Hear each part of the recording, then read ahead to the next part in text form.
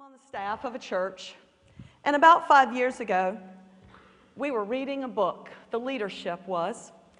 It was called The Present Future by Reggie McNeil.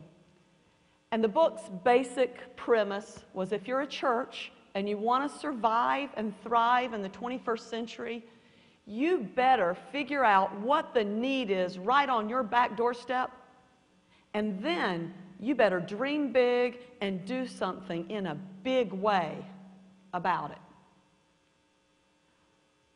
Well, on Providence Road, where my church sits, we're pretty insulated. A lot of people come and go without passing a lot of stuff. I went to the Faith Summit that the superintendent had that month, February of '07, and I met a social worker at a middle school less than 3 miles from our church that's really right around the corner on our back doorstep, McClintock Middle School. If you lived at our church, that would be your home school. I have 3 children, all of which actually went to McClintock Middle School. My third was an 8th grader, so I was about to finish 7 years of middle school and be done. And at the Faith Summit, I met the social worker. I had been very blessed to have never met a social worker in my journey that far. But that day I was incredibly blessed to meet Diane Glover. And I went back to my church and I said, they told us we need to find something on our back doorstep.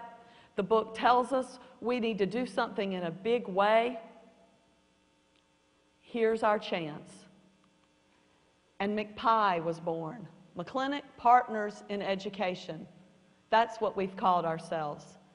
And we started with tours, taking the senior pastor to see the school and some key leaders.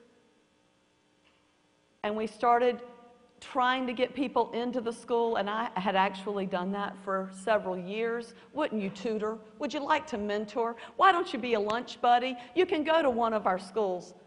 I think I had had 2 people enter McClintock Middle School in the 5 years before this, so I considered myself a failure.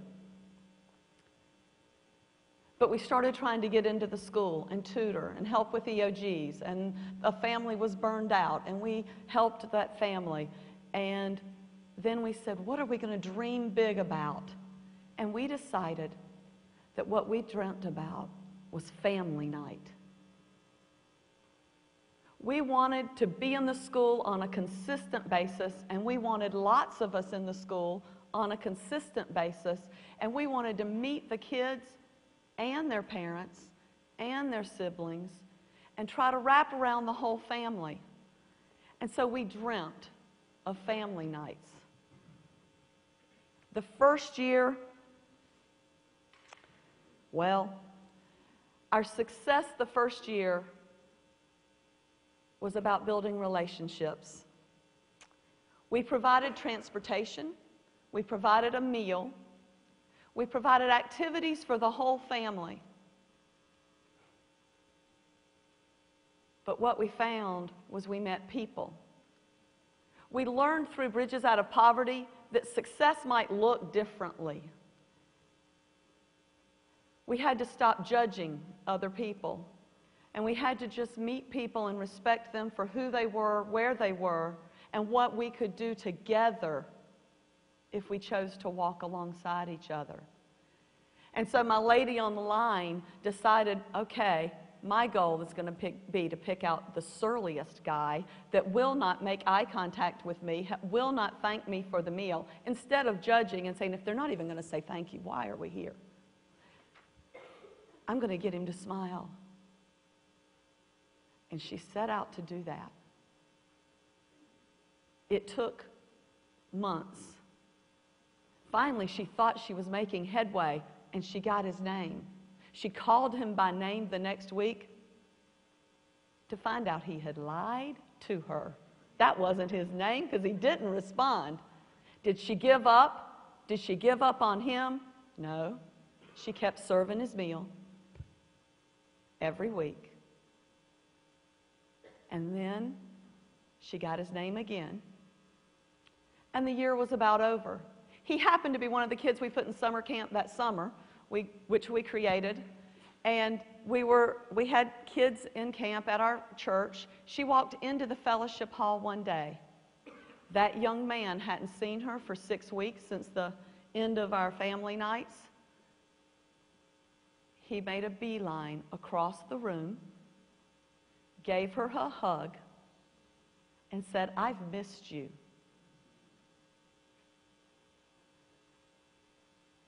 What do we not see when we look in the eyes of kids? So, wrapping around the parents and the families is really important. A kid can't learn, like Barb Pellin was saying, without some basic things. And the families are a key part in helping kids be ready to learn. Part of our ministry involves helping in crisis situations under the guidance of social workers and counselors. Part of our ministry involves Christmas sponsorships and working with families and letting them shop with us and wrap presents for other families, but together providing Christmas. Part of wrapping around involves summer, and we are committed to things like Freedom School and camps that Tom Dubik talked about, like Fly to Learn, and other things to engage kids in the summer. Our first summer we had 20 kids. Our fifth summer, last summer, we found placements for 228 kids. And we hope more this year. Wrapping around families involves helping them figure out their story and designing their own future story, which might not be our story. So we do a college tour, and we take them, and the one rule, every child has to have a parent go with them. There are a bunch of students right here. How long have you known you were going to go to college? I'm assuming most of you already have that dream. How long have you known it? Since you were born. The first tour we took, not one of the parents, I don't think, had ever been on a college campus. So we seek to help them put a future story in place, but it's got to be something they experience or are engaged in finding out about through exposure. That's why we do those college tours that way. Partnerships have been a key to how we have done this ministry. I'm excited to say, of the organizations in the organization fair and the people you hear speaking on stage, we've reached out and we've talked to, or they've reached to us, and we're building with each other and building partnerships more than just our school and our church. And through that, many great opportunities.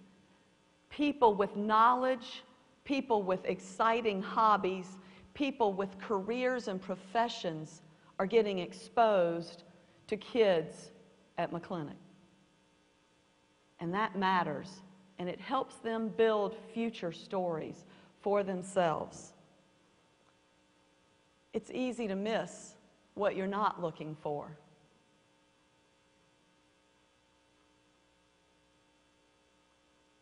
I have a friend.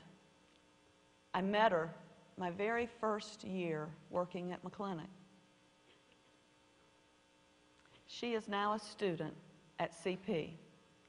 Her future story is not the future story I would have written for her.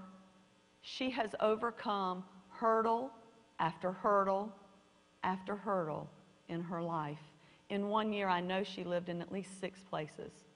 Hotel rooms, apartments without electricity. I could go on and on. But she is determined to build a future for herself and for the child that she gave birth to. She's in class. She's working retail. She's in a housing program. And she is going to make it as long as her friends and this community continue to wrap around her. You may have passed her as you walked in here today. It's easy to miss what we're not looking for. I encourage you to look for the stories behind the eyes that you meet and engage. Thank you.